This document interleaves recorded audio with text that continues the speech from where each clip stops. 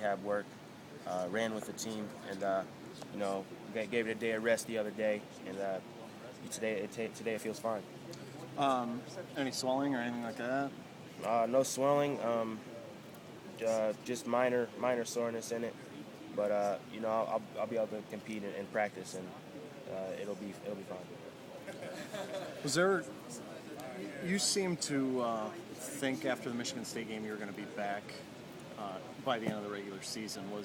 Were you surprised at all that you were back for Ohio State? That was actually my goal, to be back by Ohio State. I know a lot of people, all the news stations and stuff, were saying I was out for the season, but just based on how I was feeling and stuff like that, I knew I was going to be back. If not for Ohio State, then Minnesota, most definitely.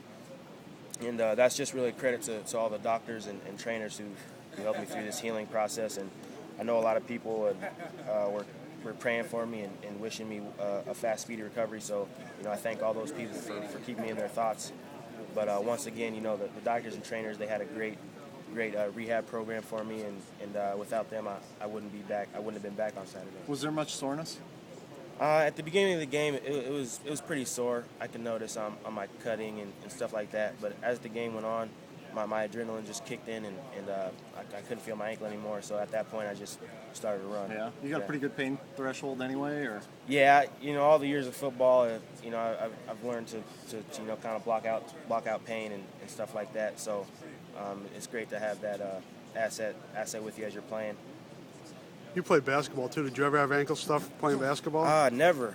Not through. I started playing basketball when I was in fourth grade. That was actually the second sport I played after baseball, and I never really had any serious injuries, and definitely no ankles. So this is the first ankle injury I've ever had, and it was just different because I've rolled my ankle before, but I was able to get back up and play with a rolled ankle. So to have to limp off the field and not be able to to barely walk on it was difficult.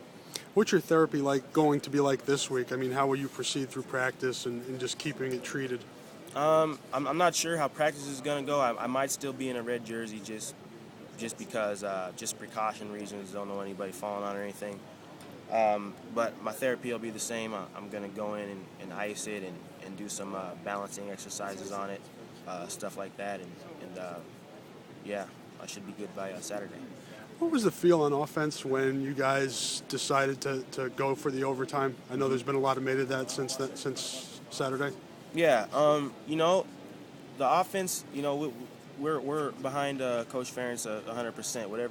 Whatever he draws up in the game plan, we're all for it. And I think his mentality on that with that decision was kind of come back to the sidelines, get a breather, regroup, come out re-energized, and try to play as hard as we can in overtime. And that's not a bad strategy at all. People can say what they want, but it was a good decision. But the fact of the matter is, we just didn't play well enough in overtime to get it done. It wasn't the fact that we went in overtime that caused us to lose. It was we just didn't play well enough in the overtime.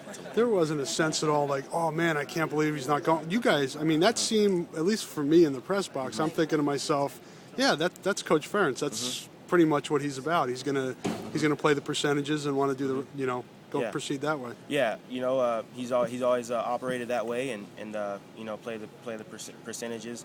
But he made his decision. We played through it.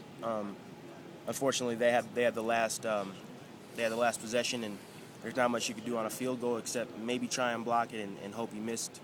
Unfortunately, he nailed it, so that was the end of the game. How do you guys feel about the quarterback situation now? I think we're all just really confident in James, and he did a great job stepping up on against Ohio State. And as a team and as a coaching staff, we knew he was capable of doing what he did, and because he's been playing with us and around us for almost 2 years now. So a lot of the outside world hasn't seen him. So I know a lot of fans and people were panicking and stuff like that. But he's a D1 quarterback. people just got to realize that. So, he got recruited for a reason, and he's a very talented kid, and he's a tough mentality and tough mentally, and you really need that in the quarterback. And he stepped up and led us the best he could. Does that build a little confidence for him now that he can push Rick a little bit more, maybe knowing that he can do that? I think it does, and that's just great because it shows now that we don't always have to rely on Rick or one quarterback. We can maybe, if Rick is getting tired or struggling a little bit, we can send James in there, and we know he'll do a fine job. So I think I know Rick's injury it's not, definitely there's nothing positive about it, but if there is any slightest thing of being positive, it is that James is now getting some valuable reps, and we've seen what he can do, and now maybe we can do a little switching and stuff like that. Last one.